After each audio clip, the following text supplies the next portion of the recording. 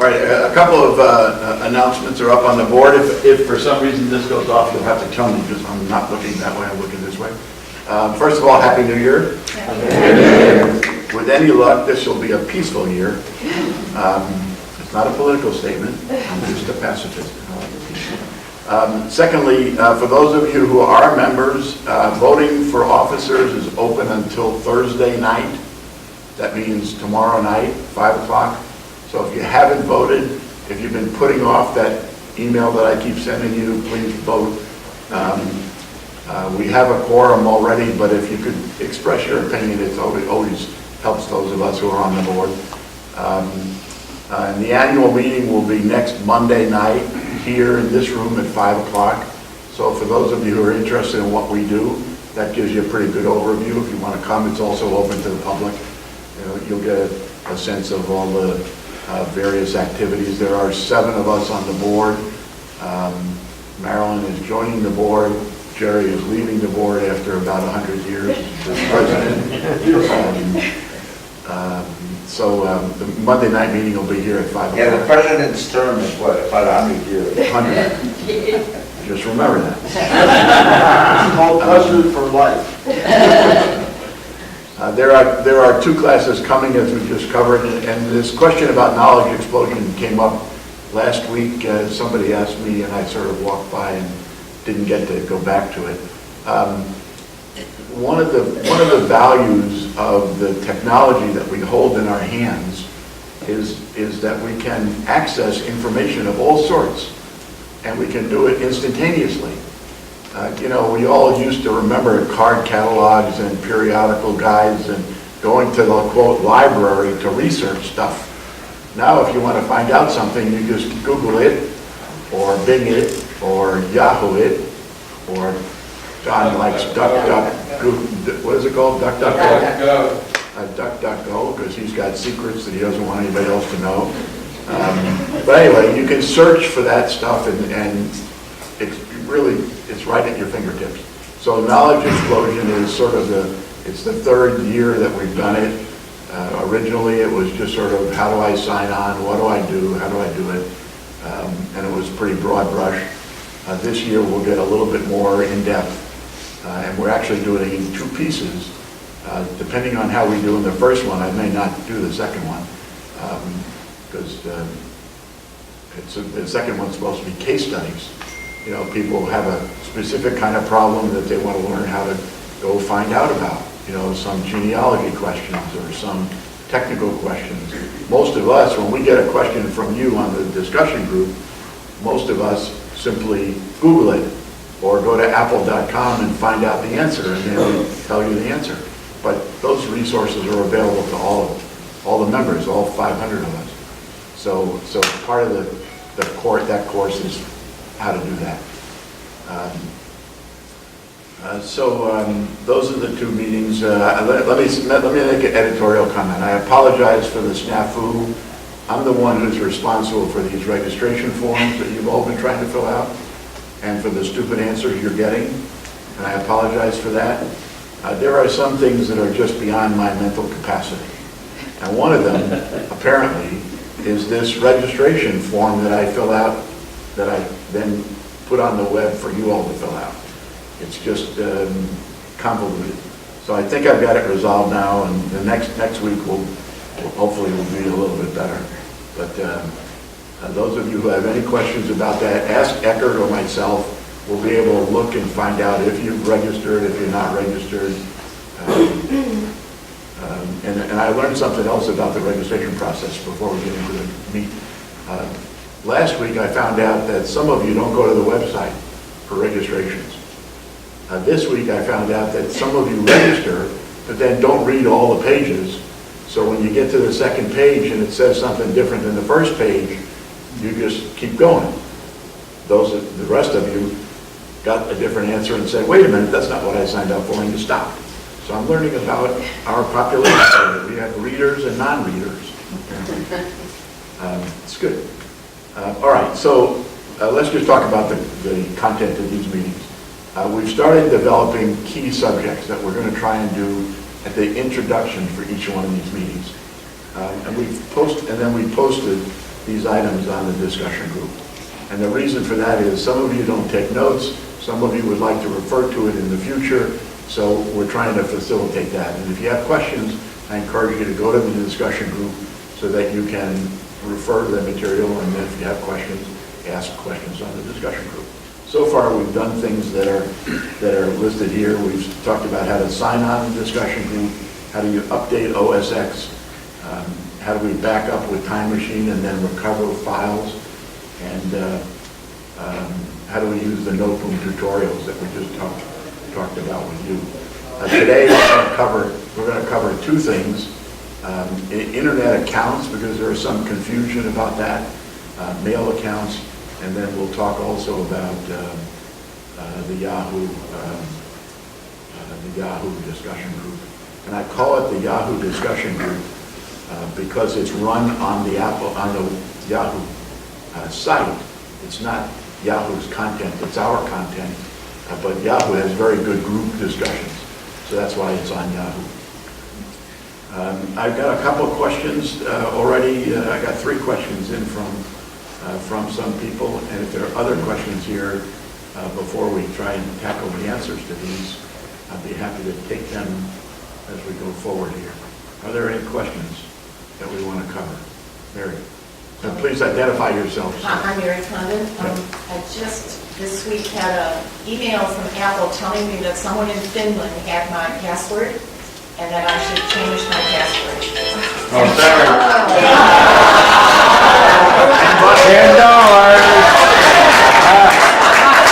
$10. Treasury. And it's him.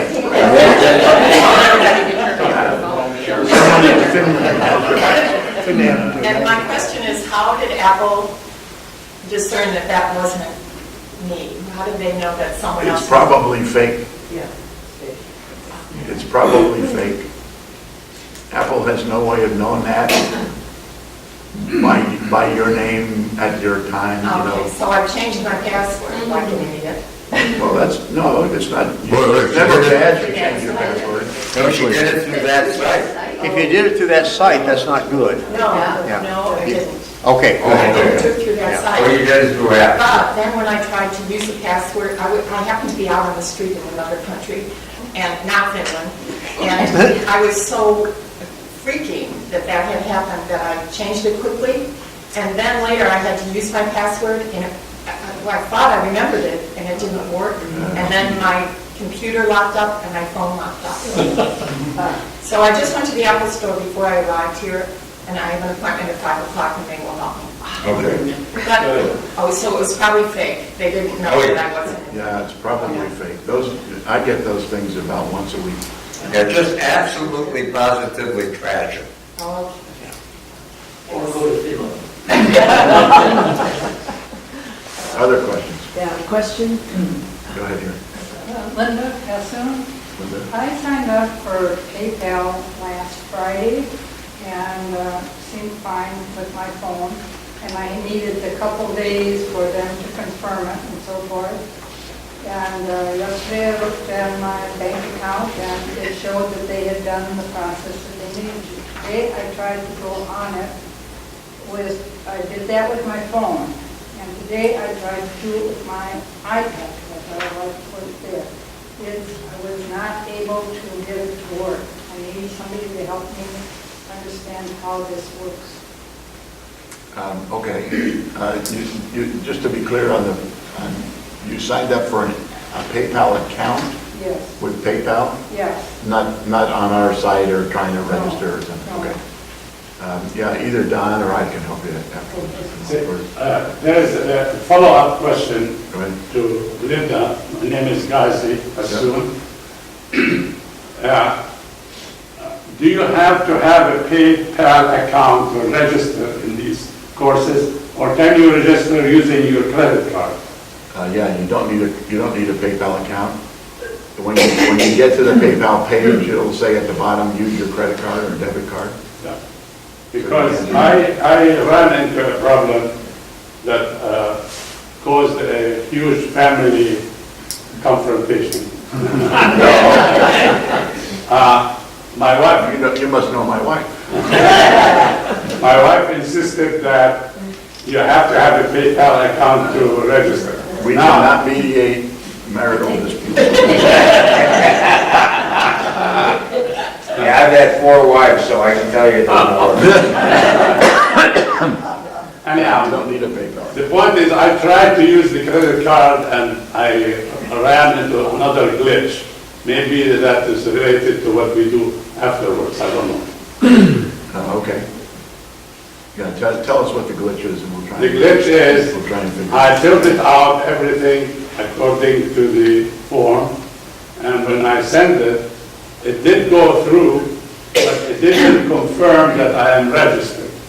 So last night, I never got any confirmation. And I don't know whether I'm registered or not, although, Okay, either Eckert or I, see us afterwards and we'll be able to look on the list. Question? Yes, Scott Hornsby. I got a email supposedly from AOL telling me to update my account. Is it fraud? I never know. Never. Never go back. I say never. All right. Yeah. Yeah, I mean, you know, think about it. They have, what, 500 million people who have accounts?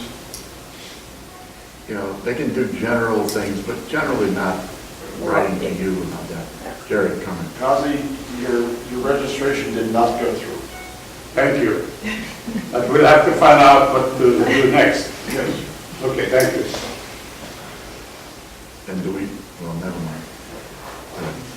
I have a club that just sent out a message, and it did not come through to my MSN account, Hotmail, whatever.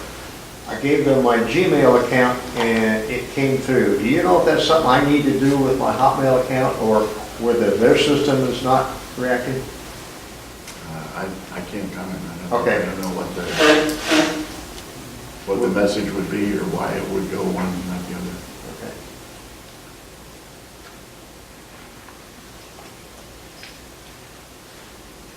Other questions? Yes, sir. Roger Water. I get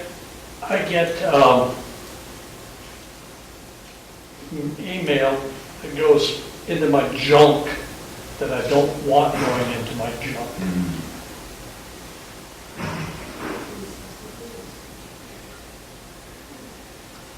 I check the junk and pull it out, but Okay. We have some other questions like that. We'll get back to that. Other questions? Mary Ann Marks, if you are corresponding with someone through text, a couple of days later, you want to make a new text and you see all the other correspondence, do they actually get that, everything else, or will they just get the one you send today? Because when I look at it, when I look at that person, I see like the last several The days history, right? of messages. Right. They get them all? Well, they've gotten them in the past. Yes, They don't get them again when you send them a new message today. they don't, okay. Unless you're, you know, if you're copying those again or something, but No. generally speaking, it's just a iteration. And there's a setting actually that you can tell it to keep all your texts forever, or you can delete them, you know, one at a time. When you delete them, then they go away. Yes, sir. My name is Joel Schuster, I'm just a visitor here. In terms of these courses, if you don't have a PayPal account, and you don't have a credit card, you don't want to fight with your spouse, and you don't want to pre-register, you don't know how to use the internet, and you're a complete imbecile, and I volunteer for that role. There are no- Can I arrive at the Hodge University with cash in hand, and if there is an empty spot, can I pay the money and attend the course and even add my membership at the same time? No. No, no cash. Okay. The man in the back is the treasurer. He will take any cash that you have. Okay. Anything bigger than $100 you can give to me directly. Or to Jerry as Professor Emeritus, President Emeritus. He will take any cash bigger than that. So you have to be in a position to commit to Mondays for 3 hours in order to attend the Hodge courses?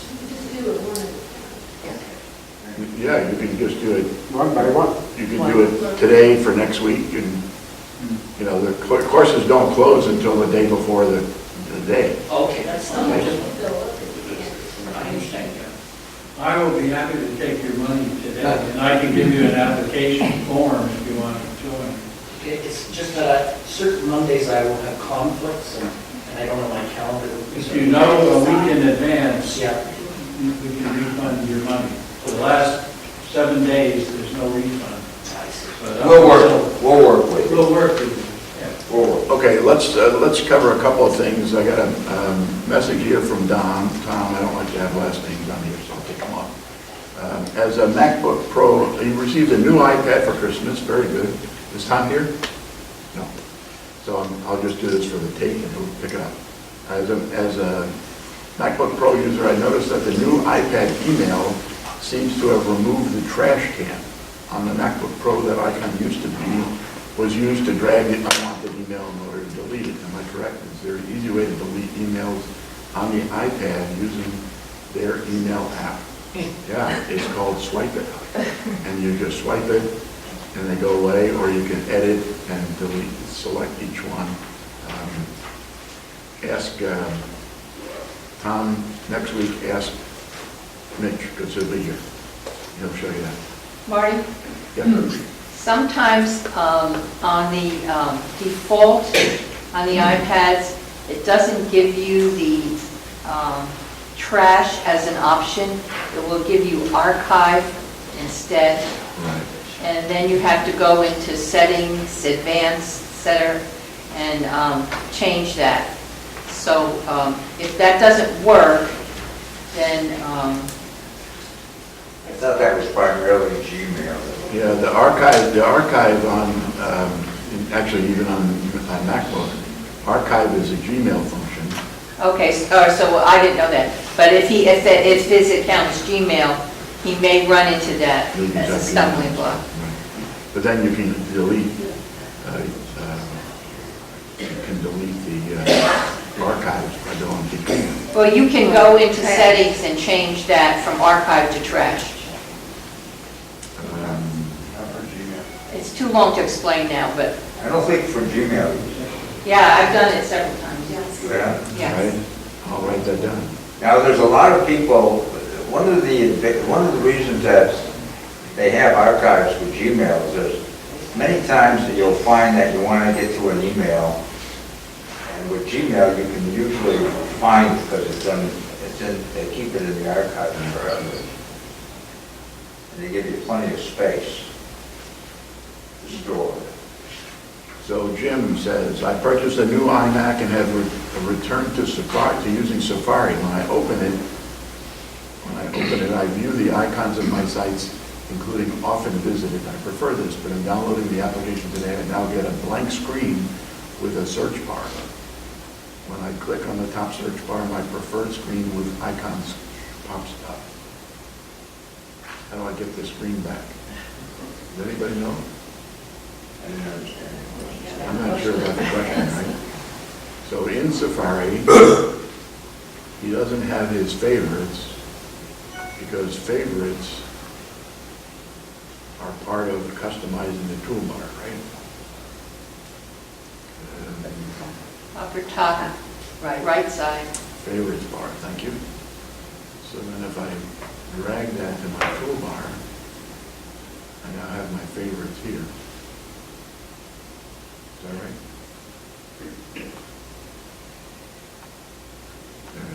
Yeah, for the attendees, the projector does not exactly match what is on Marty's screen, so it's, oh, there it is. You moved it down. Yeah. So what I did here was I went to Customize Toolbar, dragged the Favorites bar to up here, right? Click Done, and then when you click that, it makes your Favorites bar reappear. And then this little guy is this. So if I go to a different site, if I go to AOL.com,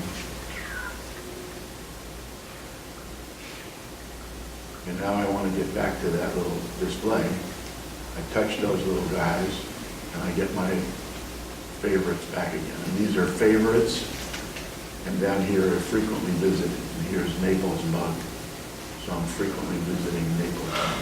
You might want to mention how you add and delete from your favorites. Why do I want to do that? Do I know that? I don't know. You're asking me questions I don't know. You're going to have to sit up here. How do you delete from Edit favorites? bookmarks, but see, we can't see the main menu bar that's on the top. Some of those. Well, it's the things will be regular, on it's the view regular menu. main We bar. can't see that. Yeah, we don't see it. You It's can't the see one- up here, Safari everything file. that's to the right and- of the Apple You is can't see called this? menu bar. See that? And if the projector does not go up that high for some reason. But Carl's question was, how do I get rid of a favorite? You go to view, edit bookmarks, I think, or bookmarks. Right. Well, the easier way, in my mind, I right-click everything. So I right-click here and it says delete it, right? So I would just delete it and I would take out the Weather Channel. And if I don't like Yelp, I would just right-click it and delete it and take out Yelp. And how do you put new ones in? And how do I put new ones in? So let's say I want to go to AOL.com, right? And now I want to make this a favorite, so I'm going to go up here to bookmarks. You can't see that, but that tab is bookmark. And it says add a bookmark. And then here it gives me a choice of adding favorites or adding a bookmark. If I add a favorite,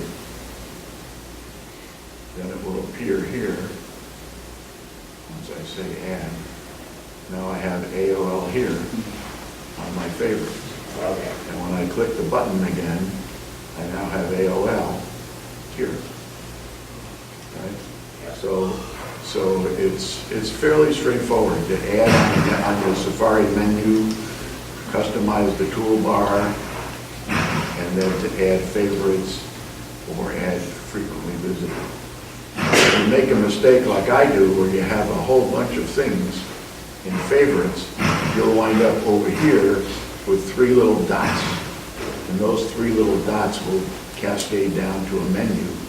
So if you have 30 or 40 favorites, then they'll be on the menu on the side, because they won't all be able to fit at this top level. Marty, Okay? Yes, sir? is there a difference between favorites and bookmarks? Yeah, sure. Sure. Favorites are favorites. They're the things that you want to see.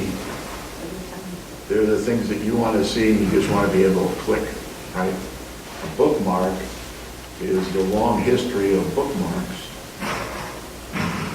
And they appear over here. I can either do it the way I just did, go to bookmarks and touch show bookmarks, or I can touch this little book, right? It opens the sidebar up. And here are bookmarks. Now, I only have favorites, so here are my favorites again. Same list that's here, same list that's here, and down here.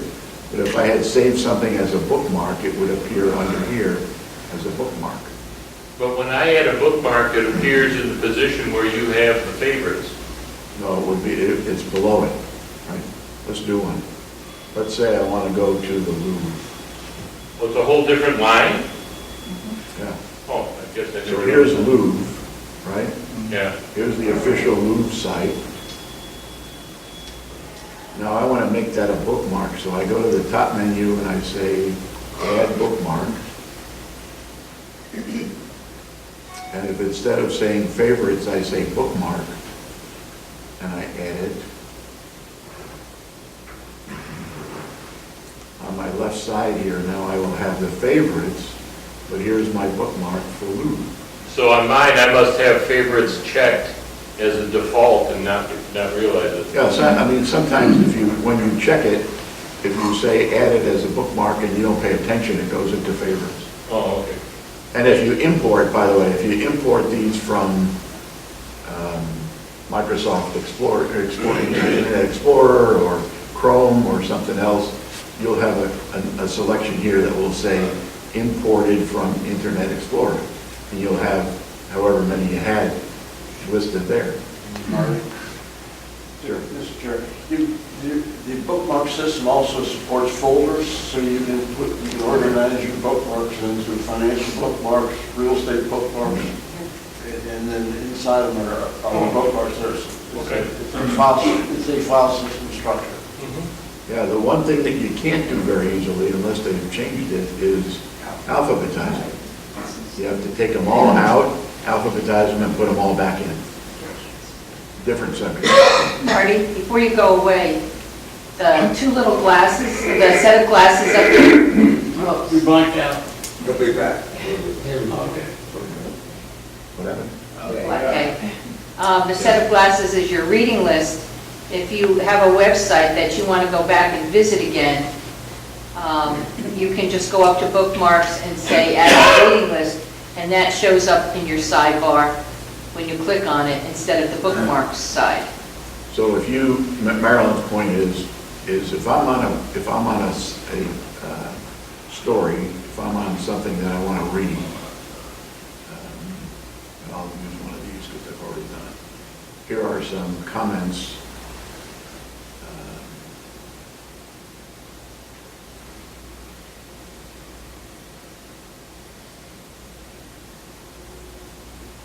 Here's a website that I have a story that I want to read. But sometimes, you get stories and you're in the middle of something and you're in the doctor's office and then the nurse comes out and says, Mr. Dorio, or whatever, come in here, so that I can't read it anymore.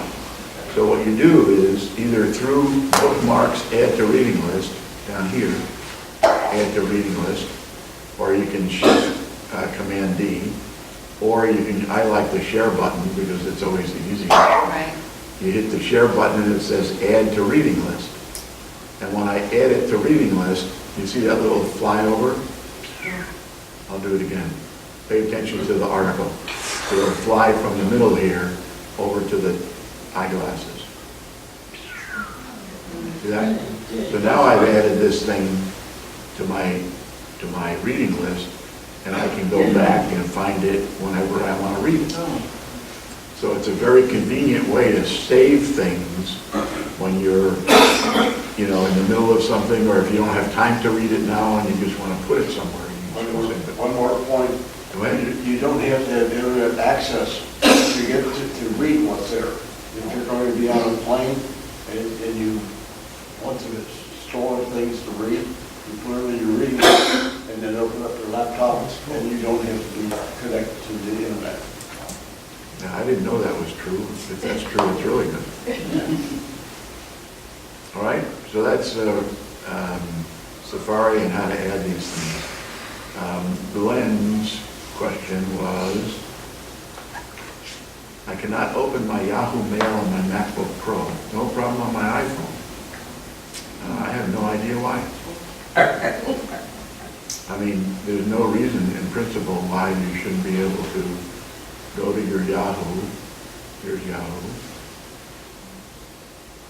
Open it, sign in, and read your mail. So if I sign in here, I should be able to sign in and then read my mail.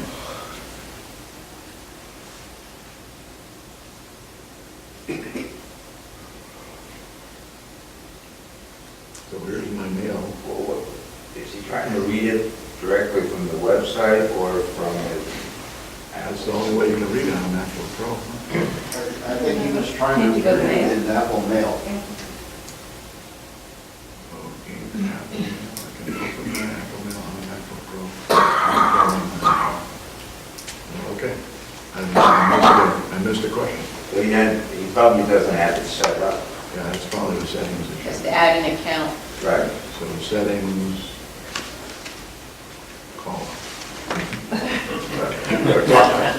right, someone in Finland, we talked about that, Mary, we talked about that. AOL, update your account, never. Message from the club, not came through, I'm not sure what the answer is there. And we covered these two, right? Are there other questions that we need to cover? Debbie, I think on the ones where they're saying they're getting these email messages and they think they're supposed to do something. Jerry's always taught us to touch that address of the sender, and I get stuff like that all the time, and it's like XYZ429, and it's like 50,000 characters afterward, and that's not AOL. So I know, and I just put it in the junk. Yeah, that's a good point. Trash it, but you can look very easily to try to verify. They're Or getting go to smarter. your account, not through the email. Right. That's the better answer, because Right. they're getting smarter and smarter. These deceptive emails are getting smarter and smarter. Debbie's point is the following: if I get a message from Jerry and I scroll over his email, I can see where this email is, that it's actually an email. But a lot of these scam guys now are getting smarter. They're able to make that look like it's Jerry even though it's not Jerry. Or they'll make it look like it's your bank and it's not your bank. So if you're in doubt, the IRS will never, I've said this a million times, I'm going to say it a million more, because somebody will always do it. The IRS will never email you and ask you for anything. Your bank will never ask you for anything. And your suppliers are never going to ask you for anything. Your ISPs, AOL, Apple, Google, Amazon, credit card companies, your banks, your mother's banks, your sister's banks, your wife's bank. They're not going to do that. And now everything is going to two-step verification, because they're all nervous. They've been scammed so many times that there's nothing, you know. Don't click it. If you're in doubt, don't click it. Don't click it. Can you explain two-step verification? Sure. Two-step verification. You know how when we sign on to a site, and before they recognize you, they say, I'm going to send you a text on your phone, or I'm going to send you an email to verify that it's you.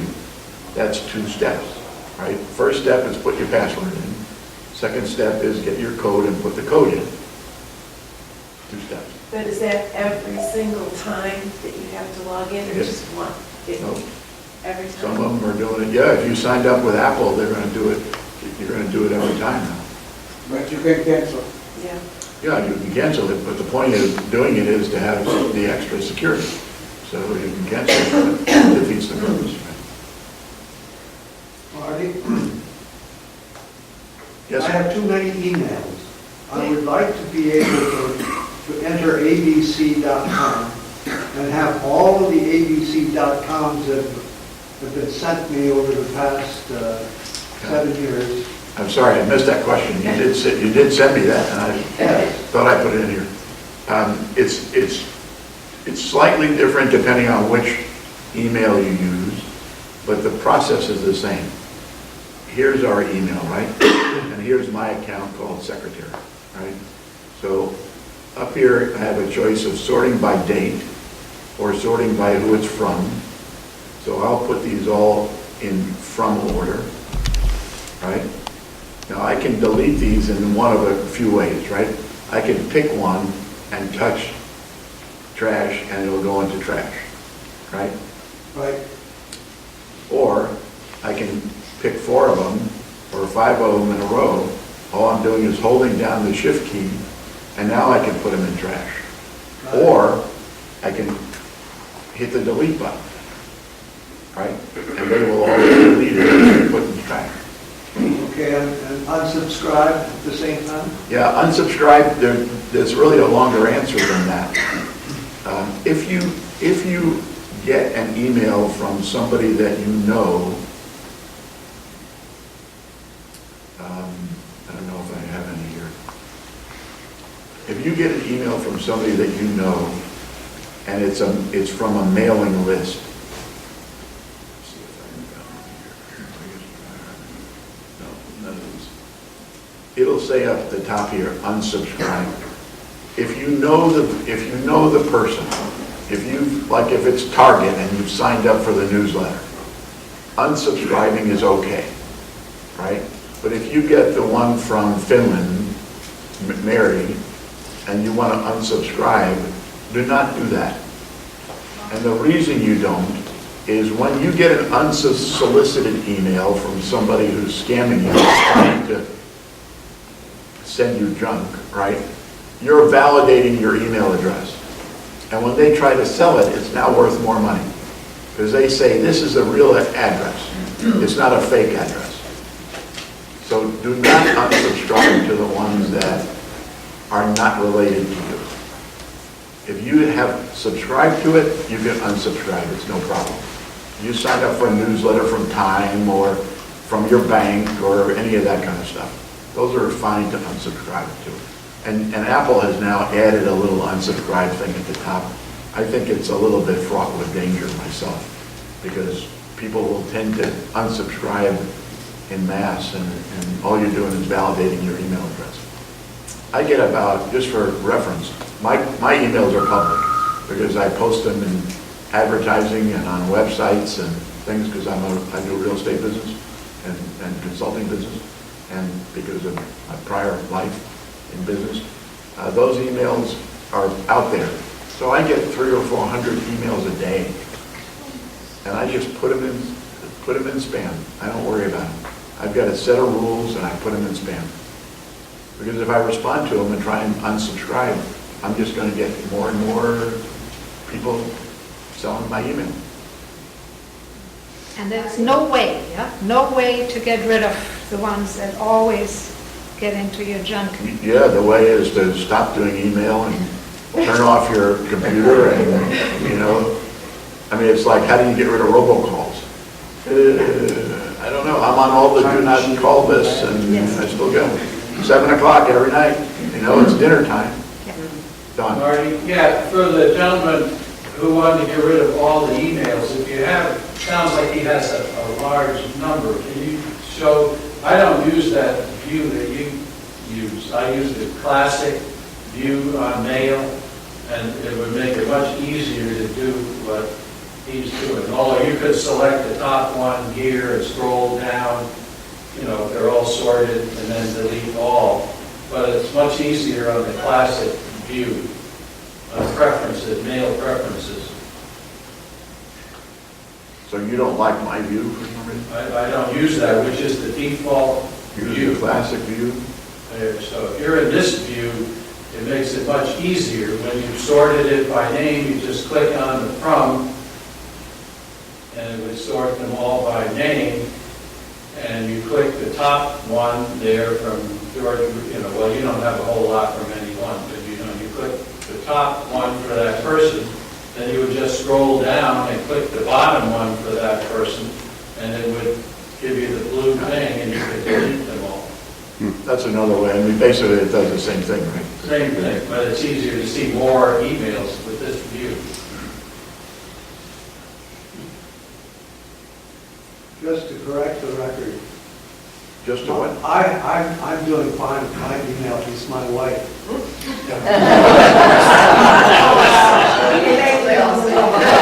This is not a marriage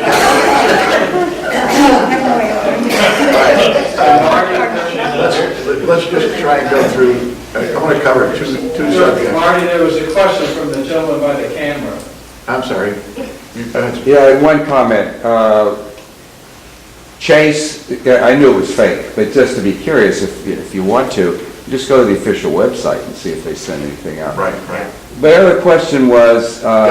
just to make sure of that point, anytime you're, just to clarify, anytime that you have a debate in your own mind whether this is legitimate or not, like is it Apple sending you that, or is it AOL sending you that, or is it your bank or the IRS, go to the official website, as he suggests. Because once you go to the official website, sign into your account there, you know that's the official site. And if there's an alert, or if it says something about your account, then you'll know that it's legitimate, right? Go ahead, sir. The other question, Dick Shapiro, by the way.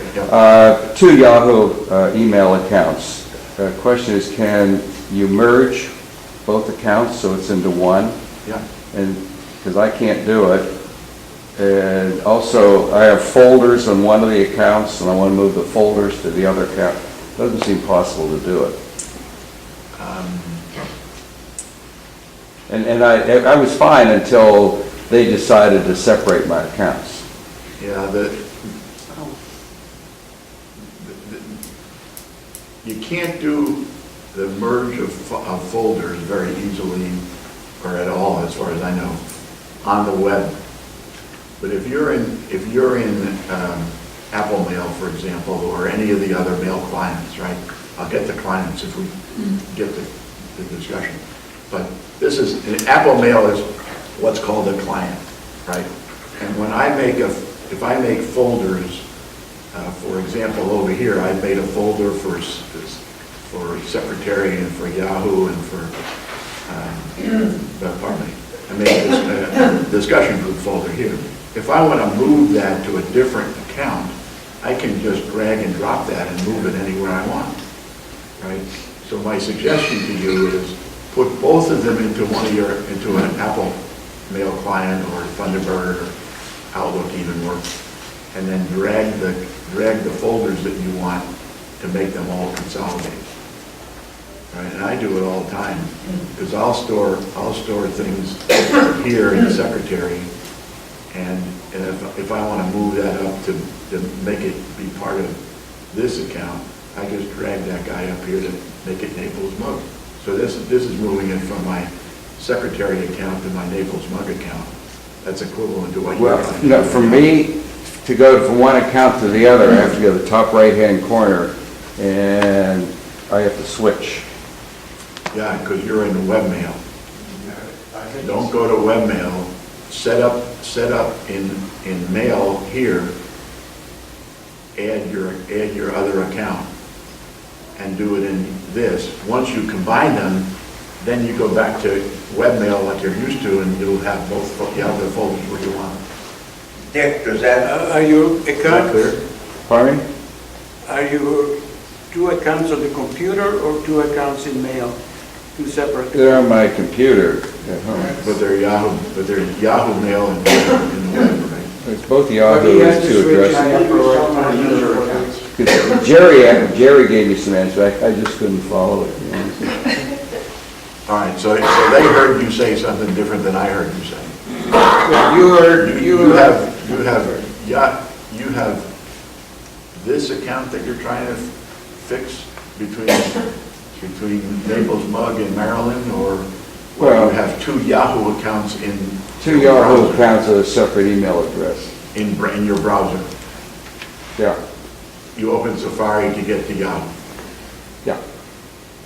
Yeah. Oh, I have it in my bookmarks. Yeah. Right. Do you understand what he's saying about moving them to the mail, Apple Mail? Well, I get through this. I prefer not to move to Apple Mail. But No. It's just temporary until you move the folder. Let me show you this here. Everybody knows about system preferences, right? System preferences are up here. Yep. Right? System preferences. I touch system preferences. I get this nice display. And down here it says internet accounts. Now for you, pay attention to this. Right? So internet accounts, when you add an account, you decide which features are going to be included. Right? So for example, here I have an account that says Naples Mug at naplesmug.com, right? That's our general account. And then I have Secretary at Naples Mug. You see what these things say under it? Can you all read the? Is it clear? No, it's grayed out. It's gray, but it says mail, contacts, and 2 more. Mail, contacts, and 2 more. But Yahoo, I only have mail, right? So when I created a Yahoo account, I only wanted it to be my Yahoo Mail account. But for these 2, I wanted it to have my contacts and my calendar, the other things. And most people don't really realize that they can do that. So let me just show you what I'm talking about. System preferences, right? Internet accounts. I'm going to add a new account here. Now this is my Yahoo Mail account, right? And when I touch Yahoo Mail, if I have added this down here with the plus, right? I go in and I sign in, Marty Dorio 13 at yahoo.com, put in my password, blah, blah, blah. I have the choice of having it be my mail account, having it be contacts, calendars, reminders, and notes. Now why is that? That's because Yahoo has all those functions associated with it, right?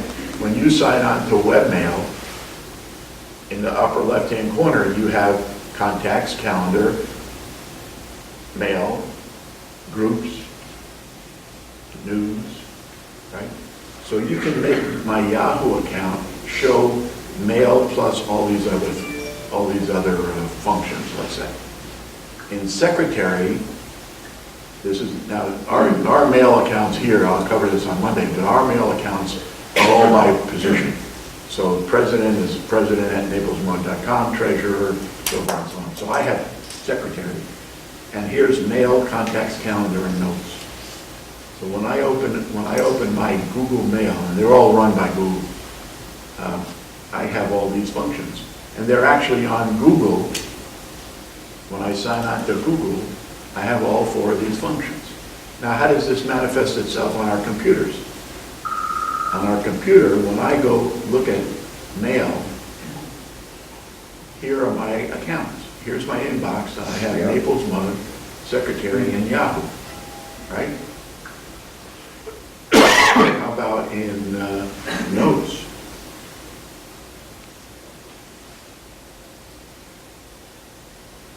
Here's notes. I have Naples Mug notes.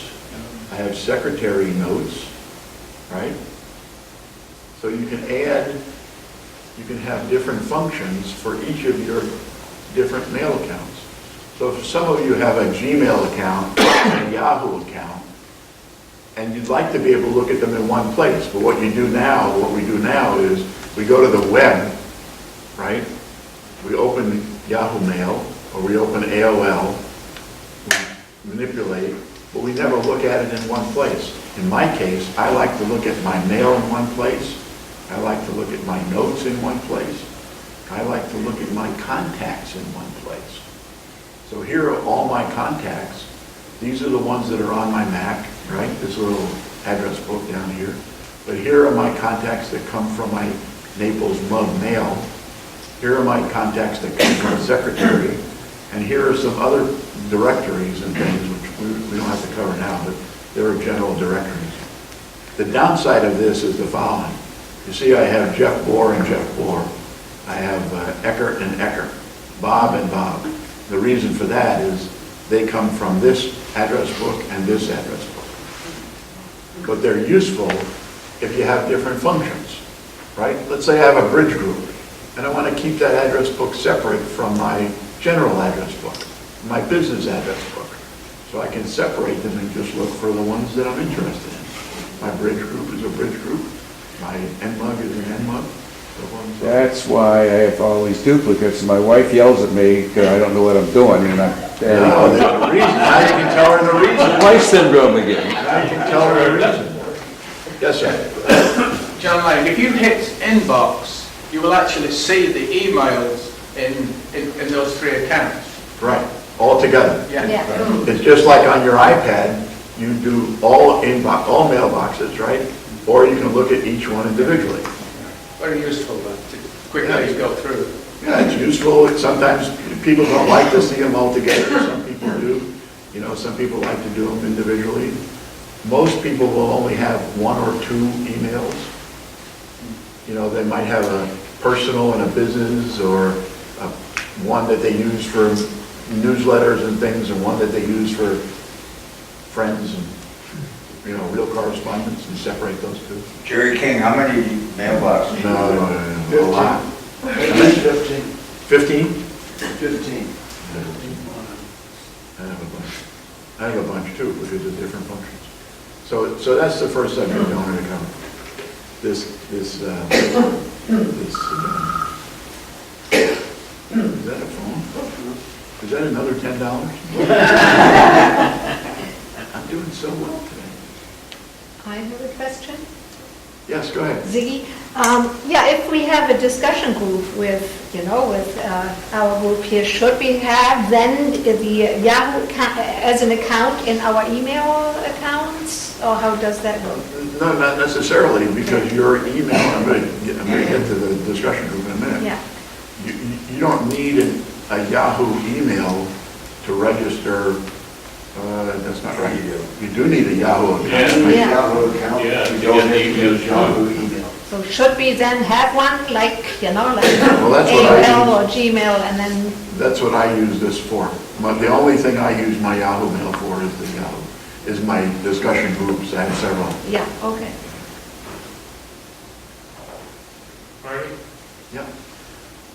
On the subject of email, I mean, you said you had hundreds per day. Every once in a while, I'll go and I'll purge the trash of every email older than, say, 2015. And it'll be like 2,000 or 3,000 emails. Are these on my hard drive, or are they in the cloud, or where are they? It seems like it would be an enormous amount of space. It depends, and mail doesn't take much space usually. Is that right? It depends, yeah, it depends on how you set up your accounts. But if they have photos or attachments, then it's a different story. They're, mail. it's also, they're also there, but not, again, they don't take up much space generally speaking. Let me just show you that since you asked the question. If you're in,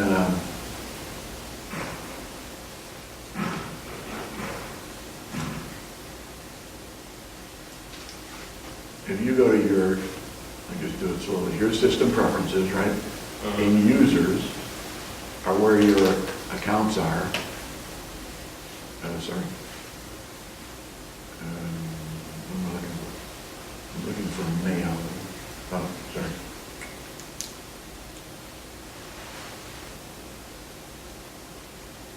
In mail preferences, it will show me my accounts, right?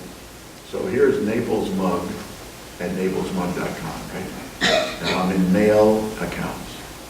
So here's the information. It shows me my description, my email address, whether I wanted to download attachments or not. And then in behaviors, it shows where the things are stored. So here, drafts and mailboxes are stored in my Gmail drafts, and that means on the server, right? Not on my Mac. If I put on my Mac, they would be on my Mac. I put them on the server because I want them available on my different devices, right? So I put them on the server. So when you go to your mail accounts, each one of these has mailbox behaviors, and it shows you where these things are stored. It also says, when do you want to erase junk mail? You have a choice of never, after one day, after a week, or after a month, or when I quit mail. And then I have trash. Where do I want trash stored? When do I erase it? And is this an archive mailbox, or is it where do I want my archive mailbox to be?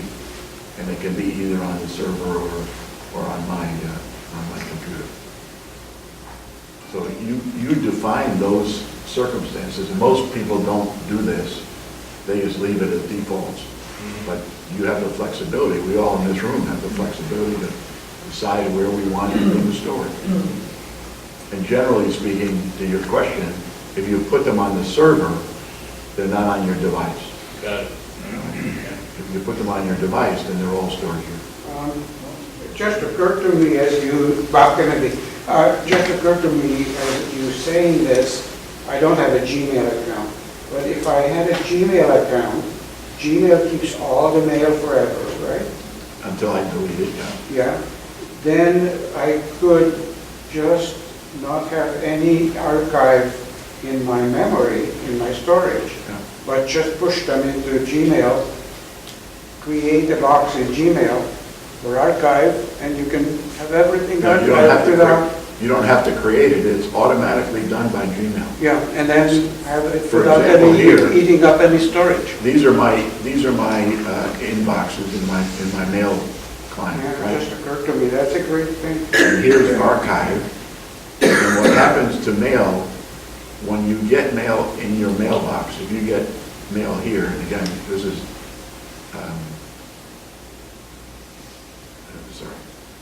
this is my inbox for secretary, right? But all the mail that's in my inbox will be in my secretary archive. So if I delete it up here, it's still stored here for Gmail. And that's called all mail in the Gmail language, in Google's language. That's called all mail. Marty, I think we just unraveled something. Bob, you said you have no Gmail account. Yeah. That's the No, reason. but you have the No. director account. No, he doesn't. I still have not set it up, I guess. That's why you're not getting any of our Bob, emails. you know, all my hard work, Bob. I'll do it. Just saying. I'll do it. All right, one other thing, let's just do this. Set it up. Let's talk about definitions here. What I just showed you was the Apple Mail, right, that we all use on our computers. It's called Apple Mail. It's what's on these, Apple Mail, right? That's called a client. Everybody familiar with that language? Client? Anybody who doesn't understand what I mean by client? Don't be afraid to raise your hand. Okay. Gotta explain that. Client is an application, a separate application that you use to read and send mail, all right? That's called the client. Why is it called the client? Because somewhere in the heaven of the computing world is called the server, right? And all mail goes to somebody's server. If you're getting Amazon mail, it's going to the Amazon server. If it's Apple mail, it goes to the Apple server. If it's Gmail, it goes to the Google servers, right? All those, whoever you have. If you have Verizon mail, Verizon has a server. And when they deliver your mail, it comes to your client on your device. Okay, that's client server. All right? Some of us don't use those. What are some examples? On the Mac, Apple Mail. Thunderbird, how many use Thunderbird? Thunderbird, 2 of us, 3 of us, right? Outlook. Those are clients, right? In iOS, we have Gmail, Yahoo Mail, Spark, Outlook. You know, the Gmail little big M, that's a client that sits on your device that gets the mail from Google. Okay? Client server. Webmail, what Dick was talking about earlier, is when he opens his browser and signs in with his little face over here where it says, right, my little face is there. That's my account. It says Marty, right? This is my browser, but I don't have all that neat functionality, right? I can't put things in folders. I can put things in folders, but they sit here where Yahoo wants me to sit. I can't move them around. I can't do stuff with them, right? And you can do that with any of your other mail. So if I go to Google,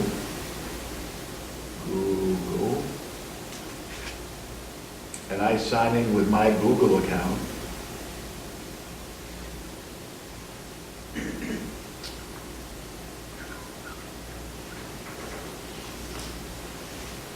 protect my account. So here's who asked me about two-step verification. So here, protect my account. Secretary Naples, tell Google how to reach you in case you forget your password, recovery mail, and so forth and so on. And if I move this up a little bit, you'll see that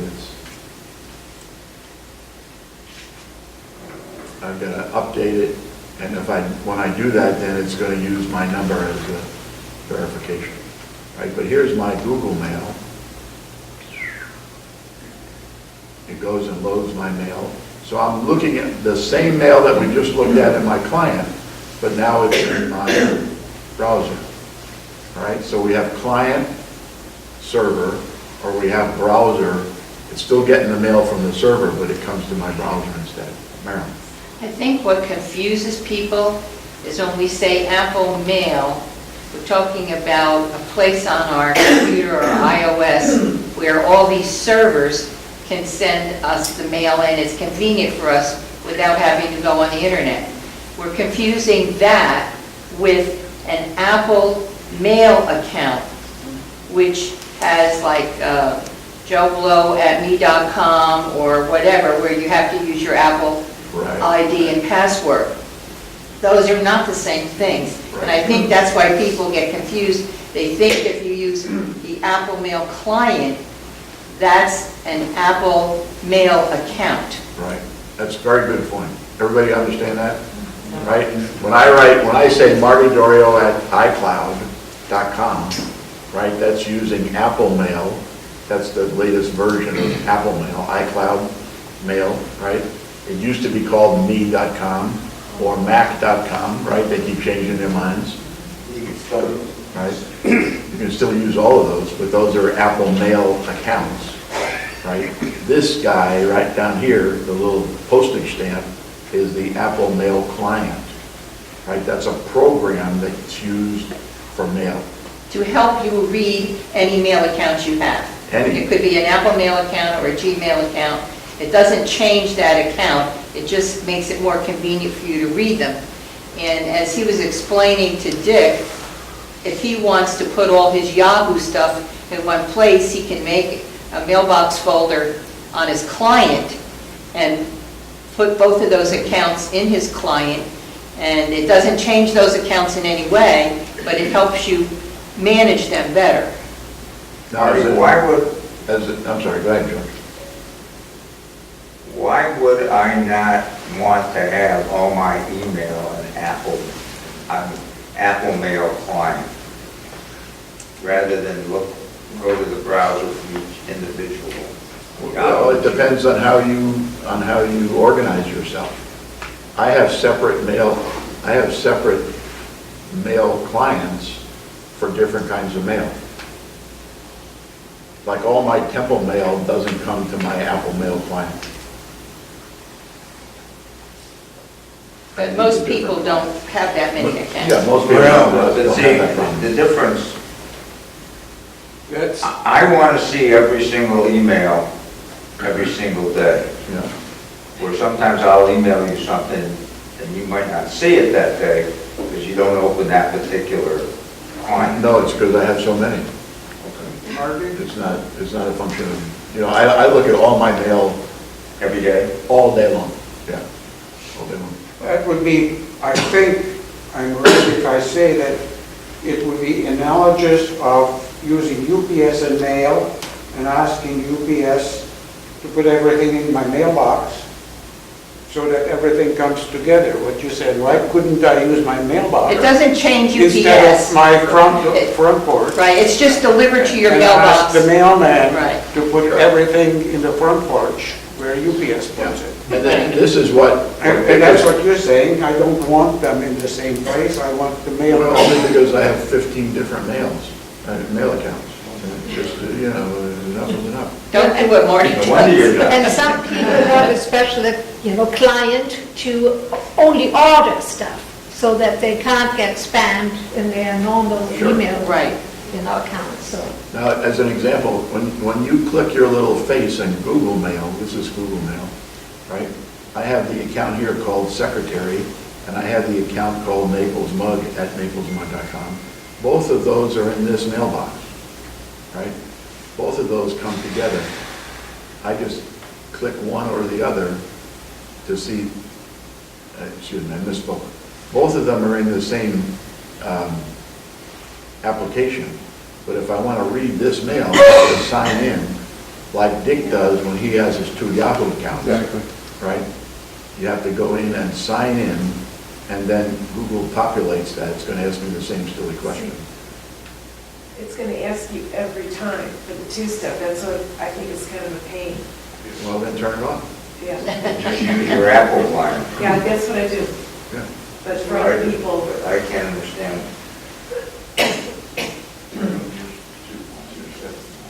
All right, so that's the mail aspect of this. I just wanted to summarize that. The other thing, we're gonna run out of time here, so I'm gonna do this quickly, but I'll post this on the web. And if you have questions, by all means, please ask me. All right? Using the Yahoo Discussion Group. Why do we have an emphasis on the Yahoo Discussion Group? It's a good way for we have a large group, right? We have almost 500 people, 450 members. It's a good way to organize topics and get information out to people who are not here, who are traveling, who want to read it later. all those kinds of reasons.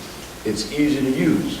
We'd like to use it more, all right? We'd like to use it for announcements and for recognition and for meeting notes and for videos, and what we're trying to do here is increase the value to the members, right?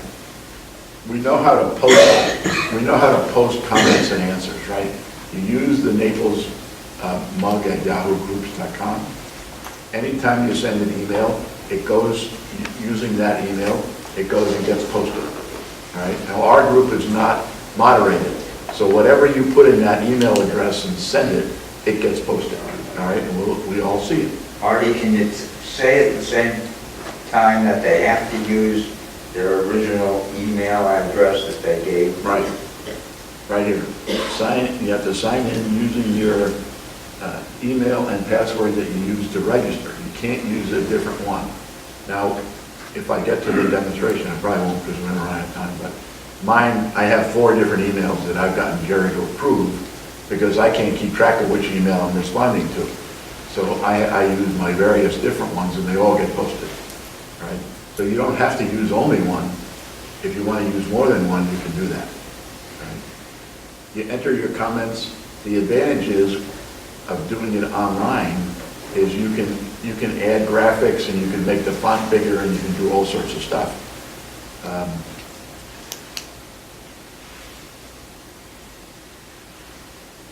Please no, I'm sorry, I Fred, glossed over this. The other way to post is to sign on to the website and post online. And I'll try and show you that in a minute. You can stay informed about the postings in these 4 ways, right? And the 4 ways, most people think there are only 1 or 2 ways of doing this. They can only get individual emails, you know, like 100 a day or whatever, 40, 20, 30, some number a day, or a daily digest, well, weekly digest rather, a daily digest. So it takes all the ones that are posted and compresses them and sends them to you, or you get none.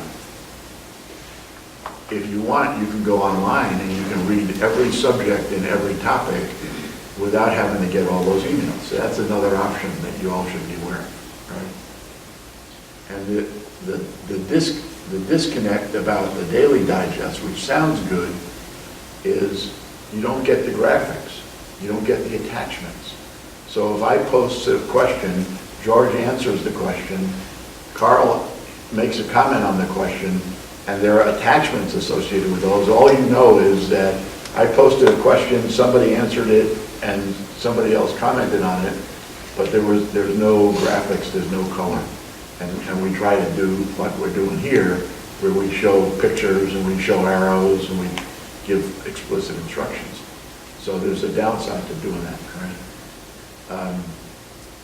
And lastly, the question becomes, if I get all these emails, how do I organize them? All right? And the way you organize them, and Jerry's covered this numerous times, I'll just try and highlight it, all right? You can use rules when you're getting mail. You can use rules to sort the mail and put it in a folder. And that's very easy to do. You go to mail here. You go to rules, which is in the upper right-hand corner. You add a rule, and you say something as simple as, you call it Yahoo Discussion Group, and you say, if it's from, and it contains naplesmug@yahoo.com, put it in a folder called Yahoo Discussion Group. Easy. And then all your mail will go into that folder, and you don't have to clutter up your inbox. It's a very easy rule. It's very straightforward. The other way to do it is make a smart mailbox. And if you go to mailboxes and you say,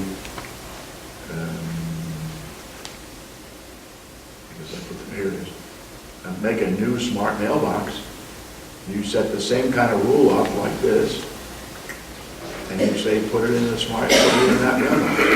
And then all that mail goes in the mailbox. So I'll post this. I know I'm going through it quickly. Jerry, go ahead. A smart mailbox does not move it out of the inbox. It just tells you that in the inboxes are those messages. Smart mailbox does not. Oh, it doesn't move it? Does not move the message.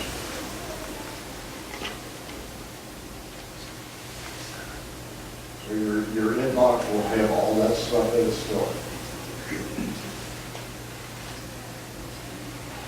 Probably need a lot more time. Well, I'll post it if you have questions, we can take it next week. All right? I'm sorry, we ran a little bit long today, but I think it was useful.